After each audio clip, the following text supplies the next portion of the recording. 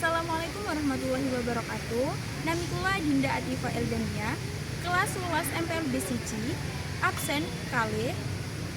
Ajenge macakake Pranata Cara ulang tahun. Assalamualaikum warahmatullahi wabarakatuh. Sugeng enjing para tamu undangan sedaya, para pepunden, Pakde, Bude, dulur, lan rencang-rencang sedaya rawuh ingkang kula hormati. Matur nuwun sampun kersah rawuh wonten ing acara ulang tahunipun Adi ingkang 16 tahun.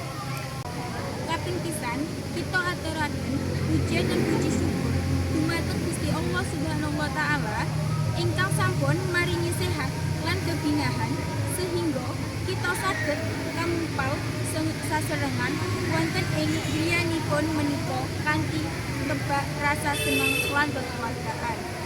Setunggal pembukaan. Supados acara menika saged lumampah lancar, monggo sedaya kita ngucapaken hamdalah. Alhamdulillahirabbil alamin.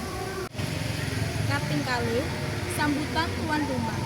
Sabanjuripun kula aturi Bapak atau Ibu tuan griya kagem maringi sambutan lan pamununan pangestu. Dumateng Bapak atau Ibu wekdal lan papan kula aturaken. Memori. Matur nuwun sanget. Kaping telu doa. Supados acara ingkang ulang tahun menika tansah diparingi sehat, panjang umur isya, pinter lan tansah migunani kagem keluarga lan masyarakat. Mangga kula aturi Bapak, Ibu, Mbah, Ustad kangge mimpin doa. Matur nuwun. Sekawan prosesi tiup lilin lan potong kue. Sabanjuripun mangga kita sami nguluti prosesi tiup lilin lan potong kue. Kagem Adinda dipun persilakaken. Matur nuwun. Sedasa hiburan lan games. Lempar balon, joget balon, cakar hadiah, tebak gambar. Acara dolan lan hiburan. 6. Penutupan. Para rawuh sedaya ingkang kula hormati, sampun dumugi pungkasan adi acara.